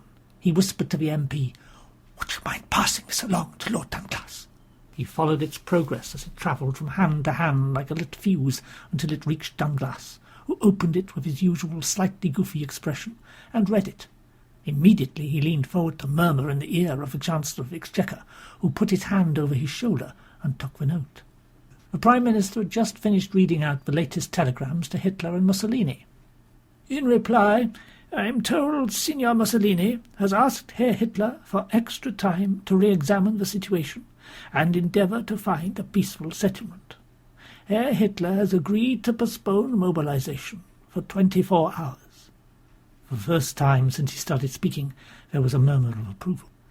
"Whatever views honourable members may have about Signor Mussolini in the past, I believe that everyone will welcome his gesture of being willing to work with us for peace in Europe." More noises of agreement. The Prime Minister paused and suddenly looked to the bench beside him, where Sir John Simon was tugging at the bottom of his jacket. He frowned and bent down, took the note, and read it. The two men held a whispered conversation. The chamber was silent, watching. Finally the Prime Minister straightened and placed the note on the dispatch box. "That is not all. I have something further to say to the House yet. I have now been informed by Herr Hitler that he invites me to meet him at Munich tomorrow morning. He has also invited Signor Mussolini and Monsieur Daladier. Signor Mussolini has accepted, and I have no doubt Monsieur Daladier will also accept. I need not say what my answer will be." The silence lasted a split second longer. There came a deafening eruption of relief. All around the chamber, MPs, Labour and Liberals too, rose to their feet, applauding and waving their order papers. Some Conservatives actually stood on their benches to cheer.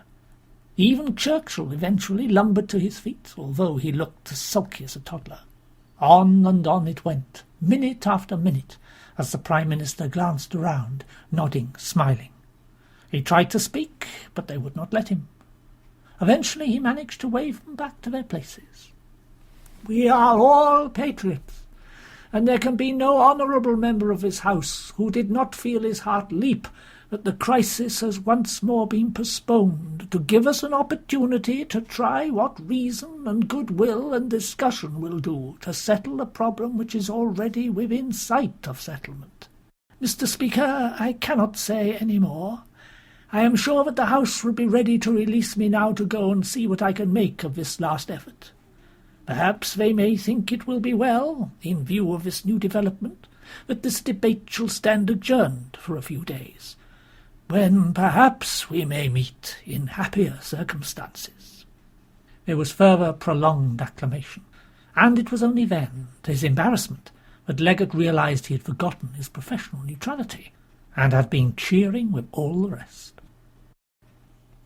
On the principle that the best hiding place is in plain sight, the core group of conspirators met at 5 o'clock that afternoon in Court's office in the Prussian State Building. Givaux and von Schulenburg from the Interior Ministry, Doniani from Justice, Colonel Oster of the Abwehr, and Court and Hartmann from the Foreign Office. 6 men. Hartmann found it hard to restrain his contempt. 6 men to bring down a dictatorship that controlled every aspect of life and society in a country that had swollen to 80 million. He felt naive and humiliated. The whole thing was a joke. Court said, "I suppose that if anyone asks us about this meeting, we should tell them it was purely informal, to discuss creating an interdepartmental planning group for the newly liberated Sudeten territories." Doniani nodded. "That has a certain horrible bureaucratic plausibility." "Naturally, Beck cannot be seen anywhere near us, nor can Heinz, for that matter." "The newly liberated Sudeten territories," repeated Givaux. "Listen to how that sounds. My God, he is going to be more popular than ever," Schulenburg said. "And why not? First Austria, now the Sudetenland.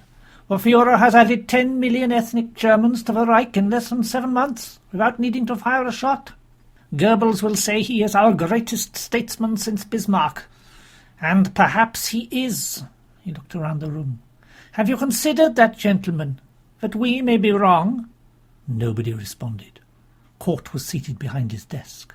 Oster was leaning against it. Givaux, Schulenburg and Doniani occupied the 3 armchairs. Hartmann was sprawled full length on his back on the sofa, hands folded behind his head, staring at the ceiling. His large feet dangled over the armrest. Eventually he said quietly, "So what happened to the army, Colonel Oster?" Oster shifted his backside slightly against the desk. "In the end, everything depended on Brauchstitz. Unfortunately, he was still making up his mind what to do when the Führer issued the order to postpone mobilization for 24 hours. And if mobilization hadn't been postponed, would he have acted then?" "Beck says that Holder told him he was definitely sympathetic," Hartmann interrupted him. "Beck says Holder told him. Sympathetic?" He swung his legs to the floor and sat up straight. "Forgive me, gentlemen, but if you ask me, this is just castles in the air. If Braucher had been serious about getting rid of Hitler, he would have gone ahead and done it. That's too simplistic.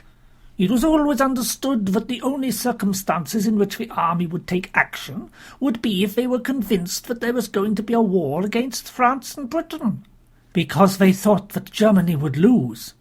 "Exactly. So let us be clear about the logic of the army's position. They have no moral objection to Hitler's regime. Their opposition is entirely conditional on the country's military prospects. Yes, of course. Is that so shocking? They are soldiers, not clergymen. Well, that is very nice for them, I'm sure. No need for conscience there. But you see what it means for the rest of us? He looked at each of the others in turn.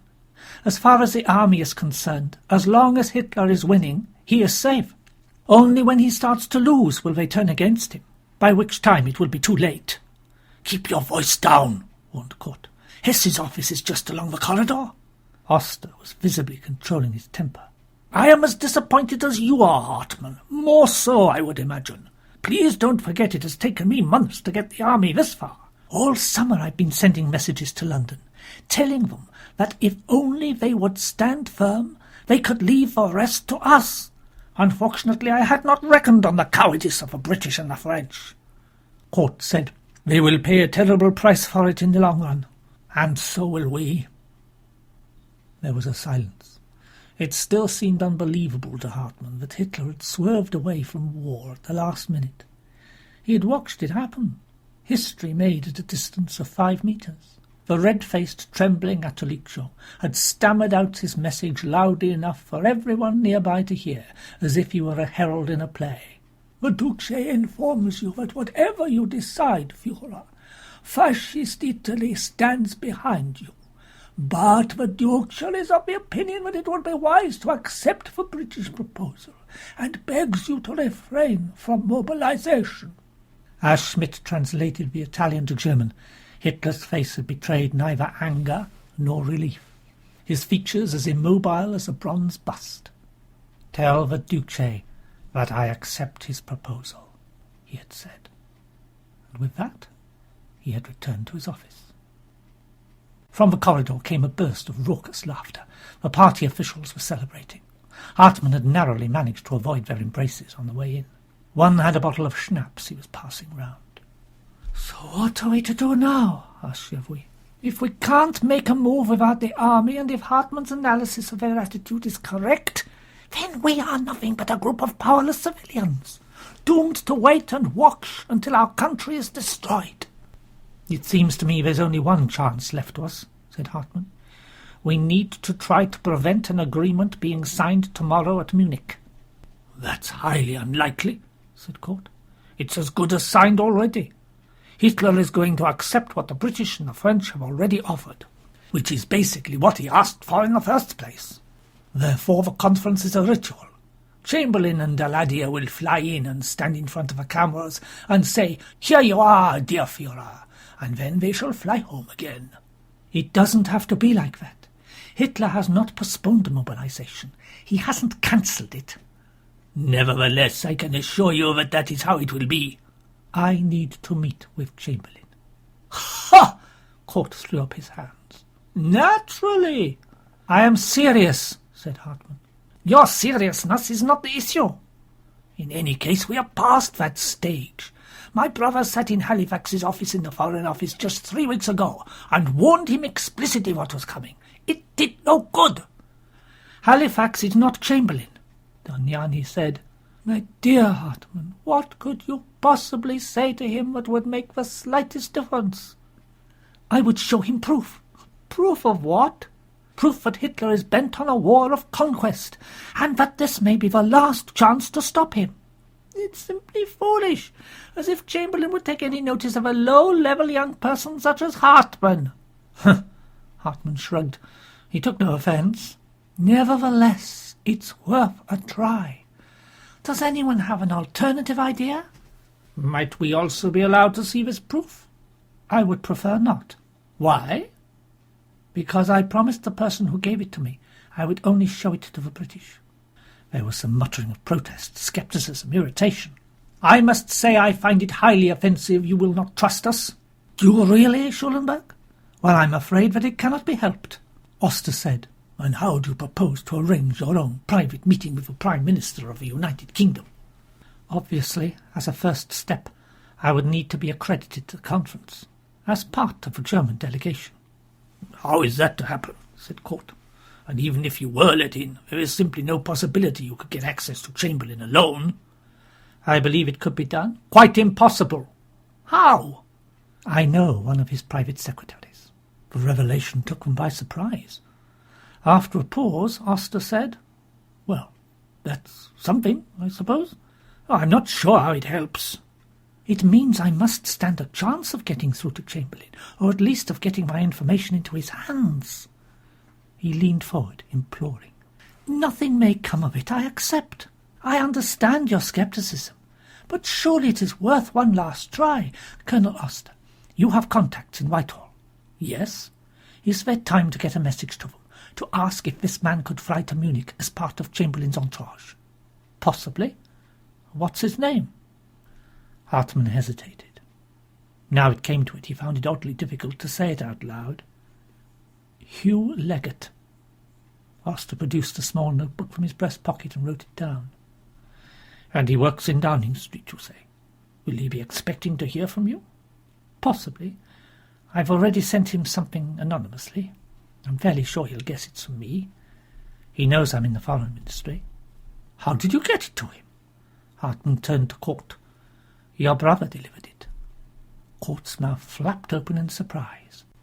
"You used Theo behind my back?"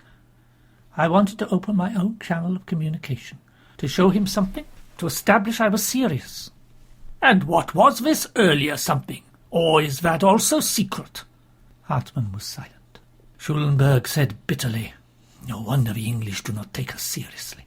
We must appear to them to be complete amateurs. Each man speaking for himself. No central coordination, no plan for Germany without Hitler. I have had enough of this, gentlemen." He pushed himself out of his armchair. Court followed suit. He held out his hands in appeal. "Schulenberg, please sit down. We have suffered a reverse, and we are disappointed, but let us not bicker among ourselves." Schulenberg grabbed his hat. He pointed it at Hartmann. "You, with your stupid schemes, will get us all hanged." He slammed the door behind him. As the reverberations died away, Don Yanni said, "He's quite right." "I agree," said Geoffrey. Oster said, "So do I. But we are at an impasse, and on balance I am inclined to support Hartmann's plan. Not that I think it will work, but because we have no viable alternative. What say you, Eric?" Court had lowered himself back into his chair. He looked more like a man in his 50s than in his mid-30s. He took off his spectacles, closed his eyes, and massaged his eyelids with his thumb and forefinger. "The Munich conference is a locomotive that cannot be stopped. In my opinion, it's useless to try." He put his glasses back on and stared at Hartmann. His eyes were pink with exhaustion. "On the other hand, even if we can't derail it, it would obviously be valuable to our cause to open communication with someone who sees Chamberlain every day. Because of one thing we may be sure, today is not the end of this process. Given what we know of Hitler, the Sudetenland is only the start. There will be other crises, perhaps fresh opportunities. So let's see what you can do, Paul. But I think at the very least you should tell us what it is you plan to give to the British. You owe us that." "No, I'm sorry. Perhaps when I return, if I can get agreement from my source, I will show you then. But not now. For all your own sakes as well as theirs, it is probably better if you do not know." Another silence ensued. Finally Oster said, "If we are to try to make this happen, we have no more time to lose. I will go back and try to make contact with the British. Eric, is it possible for you to get Hartmann into the conference?" "I am not sure. I can try." "Couldn't you speak to Ribbentrop?" "Oh, God, no. He is the last man to approach. He would be suspicious at once. Our best hope is probably Weizsäcker. He likes to play both ends. I shall go and talk to him." He turned to Hartmann. "You would better come too." Oster said, "We should probably leave separately." "No," said Court. "Remember, we've merely held an informal interdepartmental meeting. It will look more natural if we all go out together." At the door, Oster drew Hartmann to one side. He said in a low voice, so low the others could not hear, "You have a weapon, I believe. I should return it to the Abwehr Armory." Hartmann held his gaze. "I think I would prefer to keep it, if you don't mind." Hartmann and Court left the building together and walked in silence across the Wilhelmstrasse towards the Foreign Ministry. The sun was shining. A definite lightness was in the air. One could see it on the faces of the government workers pouring out of the ministries to go home at the end of the day. People were even laughing. It was the first time Hartmann had seen such normality in the streets since the Czech crisis blew up more than 2 weeks ago. In the State Secretary's outer office, all 3 typists, including Frau Winter, were bent over their machines. Court had had to raise his voice to be heard above the rackets. "We need to see Baron von Weizsäcker." Frau Winter looked up. "He's with the British and French ambassadors." "Even so, Frau Winter, it's an urgent matter." She glanced at Hartmann. Her expression was one of complete indifference. He admired her coolness.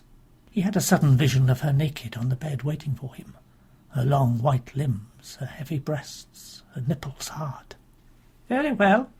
She tapped lightly on the door to the inner office and went inside. Hartmann heard a chink of glasses, voices and laughter. Less than a minute later, Sir Neville Henderson emerged, a scarlet carnation fresh in his lapel, followed by Francois Poncet, a French ambassador. He had a small black moustache waxed upwards at the tips. He looked rakish, amused, like an actor from a Comédie Française. He was said to be the only member of the diplomatic corps whom Hitler actually liked. The ambassadors nodded amiably at Hartmann, then shook hands with Court. Francois Poncet said, "This is a relief, Court, He continued to pump Court's hand. "A great relief. I was with the Führer moments before he spoke to Antoliccio.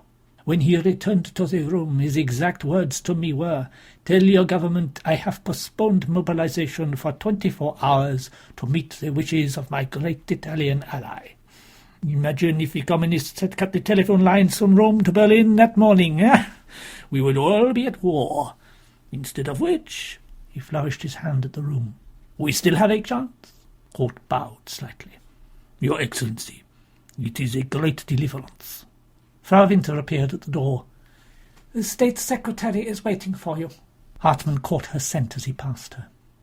Henderson called after them, "We shall see you in Munich. We haven't finished this thing yet." Von Weizsäcker had a bottle of sect open on his desk. He did not bother with the Hitler salute. "Gentlemen, let us empty the bottle, He poured out 3 glasses expertly, so not a drop was lost, and handed one each to Court and Hartmann. He raised his glass. "As I said to the ambassadors, I won't propose a toast. I do not want to tempt fate. Let us simply enjoy the moment." Hartmann sipped politely. The sparkling wine was too sweet and fizzy for his taste, like a child's drink. "Sit, please." Weizsäcker gestured to a sofa and 2 armchairs. His dark blue pinstriped suit was beautifully cut. The swastika lapel pin glinted in the late afternoon sunlight, slanting through the high window. He had only joined the party that year. Now he had an honorary rank in the SS, and was Germany's senior diplomat. If he had sold his soul, he had at least got a good price. "What can I do for you, gentlemen?" "I would like to propose that Hartmann here is accredited to our delegation at the conference tomorrow." "Why are you asking me? Ask the minister. You are a member of his office." "With the greatest respect to the minister, his automatic response to any suggestion is generally to say no, until he can be won round. And in this instance there is no time for the usual process of persuasion." "And why is it so important that Hartmann goes to Munich?" "Apart from the fact that his English is impeccable, which would be useful in itself, we believe there is an opportunity for him to cultivate a potentially important contact in Chamberlain's staff." "Really?" Weizsäcker studied Hartmann with interest. "Who is this person?" He is a diplomat, presently working as one of Chamberlain's private secretaries." "How do you know him?" "I was at Oxford with him." "Ah. Is he sympathetic to the new Germany?" "I doubt it." "Hostile, then?" "I should imagine he shares the general attitude of Englishmen of his type." "That could mean anything." Weizsäcker turned back to Court. "How do you know he will even be in Munich?" "We don't. Colonel Oster of the Abwehr is trying to arrange it." "Ah, Colonel Oster." Weizsäcker nodded slowly. "Now I understand. That sort of contact." He poured himself the last of the bottle and drank it slowly. Hartmann contemplated his bobbing Adam's apple, the smooth pink cheeks, the fine silver hair that matched his brand-new party badge. He felt the contempt rise in his throat like gorge. He would take an old brown shirt with a broken nose any day over this hypocrite. The State Secretary replaced his empty glass on the table. "You want to be careful of Colonel Auster. You might even warn him from me. His activities have not gone entirely unnoticed. Up to now there has been a certain toleration of dissent, so long as it doesn't go too far. But I sense things are starting to change. National Socialism is moving into a new and more vigorous phase." He went over to his desk, felt around under it, and pressed a button. The door opened. "Frau Winter, would you add Herr von Hartmann's name to the list of those accredited to the conference tomorrow? Put him down as a translator to assist Dr. Schmidt." "Yes, sir." She withdrew. Cord caught Hartmann's eye and nodded. Both men stood. "Thank you, State Secretary." "Yes, thank you. May I ask a question, Herr Baron?" "What is it?" "I was wondering what caused the Führer to change his mind. Did he really intend to invade, do you think, or was he bluffing all along?" "Oh, he wanted to invade, no question of it." "So why did he call it off?" "Who can say? No one really knows what's in his mind. I suspect in the end he realized Chamberlain had removed his casus belli. Mussolini's intervention was decisive in that regard. Goebbels put it rather well over lunch, even though he personally favoured invasion. One can't wage a world war over points of detail. The Führer's error was to list specific demands. Once they'd been mostly met, he was stranded. I suspect he won't make that mistake the next time." He shook their hands and closed the door. The remark echoed in Hartmann's mind. He won't make the same mistake next time. Frau Winter said, "Your name will be on the list at the Anhalter Bahnhof, Herr Hartmann. It will be enough if you show your identification at the gate. The special train is scheduled to leave at 8:50 tonight." "The train?" "Yes, the Führer's train." He was conscious of Court waiting for him, of the other two women typing. Court touched his arm. "We'd better hurry. We need to pack." They went out into the corridor. Hartmann glanced over his shoulder, but she was already seated back at her desk. Something about her complete indifference disturbed him. As they walked, he said, "That was easier than I'd expected." "Yes, our new State Secretary is so delightfully ambiguous, isn't he? He manages to be both a pillar of the regime and to indicate his sympathy for the opposition at the same time." "You're going straight to your apartment?" "Not immediately. I need to pick up something from my office first." "Of course." Kurt shook his hand. "I will leave you then. Good luck." Hartmann's office was deserted. No doubt Nostitz and von Rantzau were out celebrating somewhere. He sat at his desk and unlocked the drawer. The envelope was where he had left it. He slipped it into his briefcase. Hartmann's apartment was at the western end of Parisserstrasse in the fashionable shopping district close to St. Ludwig's Church. Before the war, when his grandfather, the old ambassador, had still been alive, the family had owned the whole building, but they'd been obliged to split it up and sell it piece by piece to repay the mortgage on the estate near Rostock. Now there was only the second floor left. He stood at the window with a tumbler of whisky, smoking a cigarette, and watched the last traces of the sun disappear behind the trees. The sky glowed red.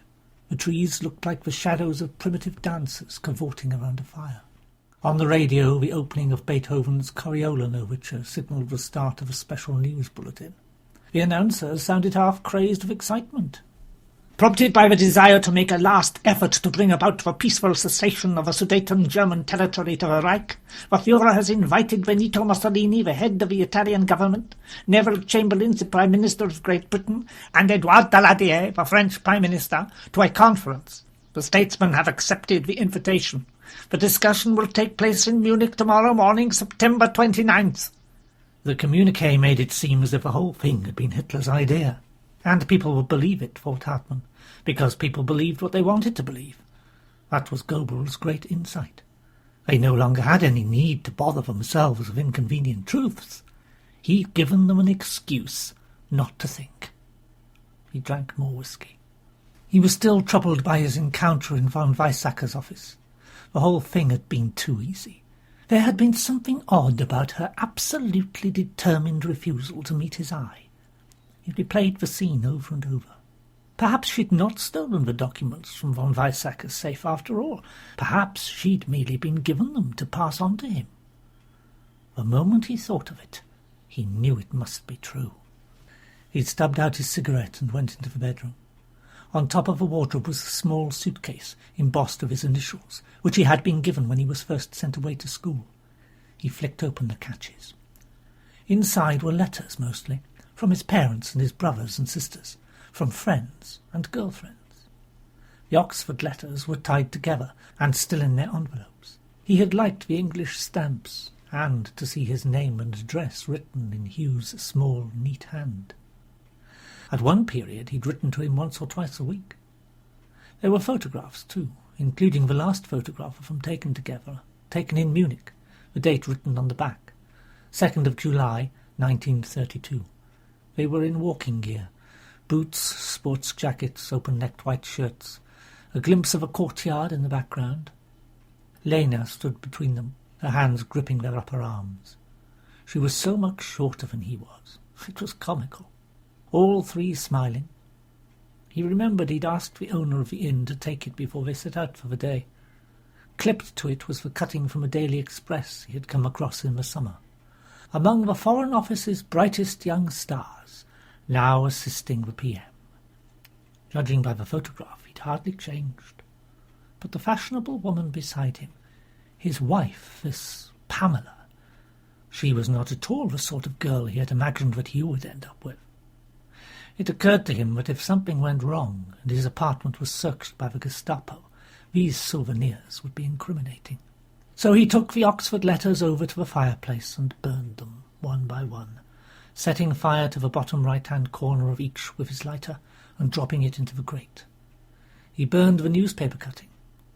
He hesitated over the photograph, but finally he burned that too, watching it scorch and curl until it was indistinguishable from the other ashes. It was dark by the time Hartmann arrived at the Anhalter Bahnhof. Outside the pillared entrance to the main concourse, police were patrolling with dogs. In his suitcase he had the envelope, in his inside pocket the Walther. He felt his legs begin to weaken. He braced his shoulders and passed through the grand doors into the smoke and gloom of the glass-roofed station, as high as a Gothic cathedral. Swastika banners 3 or 4 stories high descended over every platform. The annunciator board displayed the evening's departures: Leipzig, Frankfurt on Main, Dresden, Vienna. It was 8:37 p.m. There was no mention of Munich or a special train. An official of a Reichenbach in dark blue uniform and peaked cap, his toothbrush moustache doubtless grown in homage to the Führer, noticed his uncertainty. When Hartmann explained his mission, he insisted on escorting him personally. "It will be my honour." Hartmann spotted the gate before they reached it. Somehow people must have guessed that the Führer would be passing through, and a small, respectful crowd of about 100 had gathered, women mostly. The SS were keeping them at a distance. At the gate itself, 2 more police dog handlers and SS guards with machine guns were checking passengers. A man who was queuing to board was being ordered to open his suitcase. And, Hartmann thought, if they frisk me, I'm finished. He thought of turning back and dumping the gun in the toilets, but the Reichsbahn official was ushering him forward, and a moment later he found himself face to face with one of the sentries. "Heil Hitler!" "Heil Hitler!" "Name?" "Hartmann." The sentry ran his finger down the list of names, flipped one page, then another. "There's no Hartmann here." "There." Hartmann pointed to the last page. Unlike the others, which were typed, his name had been added in ink. It looked suspicious. "Papers?" He handed over his identity card. "Open your suitcase, please." He balanced it on his knee. His hands were shaking. He was sure his guilt must be obvious. He fumbled with the catches, lifted the lid. The sentry shouldered his machine gun and rummaged through the contents. 2 shirts, underwear, shaving kit in a leather case. He picked up the envelope, shook it, and put it back. He nodded. With his gun barrel he gestured towards the train. The first sentry returned his ID. "You are in the rear carriage, Herr von Hartmann." They started to check the man behind. Hartmann walked through onto the platform. The train was drawn up about 20 metres along the track on the right-hand side. It was long. He counted 7 carriages, all a gleaming, spotless dark green, as if freshly painted for the occasion, with a Nazi eagle, wings spread wide, picked out on the bodywork in gold. Every door was guarded by an SS sentry. At the front, a black locomotive gently vented steam. It, too, was guarded. Hartmann walked slowly towards the rear carriage, took a last look up at the floodlit spars of the roof, the fluttering pigeons, the black sky beyond, then clambered aboard. It was a sleeper car, the compartments on the left. An SS adjutant, a clipboard in one hand, marched along the corridor. He halted and thrust out his arm in the Hitler salute. Hartmann recognised him as the same white-jacketed flunky he'd threatened that morning at the Chancellery. He returned the salute with what he hoped was a convincing snap of fanaticism. "Good evening, Herr von Hartmann. Follow me, please." They walked to the end of the carriage. The adjutant checked his clipboard and slid open the door of a final compartment. "This is your berth. Refreshments will be served in the dining room once we've left Berlin. You will then be informed of the operations of the Führer's train." He saluted again. Hartmann stepped into the compartment and closed the door behind him. It was done out in the Art Deco style favoured by the Führer. 2 bunks, upper and lower, dim yellowish lighting, a smell of wood polish, dusty upholstery, stale air. He threw his suitcase onto the bottom mattress and sat down next to it. The compartment was claustrophobic like a cell. He wondered whether Oster had managed to make contact with the British. If not, he would have to devise some fallback plan, but his nerves were too on edge to think of one at the moment. Presently he heard shouting in the distance and some cheering. Through the window he saw a man trotting backwards very quickly, holding a camera. A few seconds later a flash lit up the platform, and the Führer's party came into view, marching quickly. At the centre was Hitler, wearing a belted brown overcoat, flanked and followed by men in SS black. He passed within 3 metres of Hartmann, staring straight ahead, his expression one of intense irritation, and disappeared out of sight. His entourage trailed after him. Dozens of them, or so it seemed. And then Hartmann heard the compartment door opening.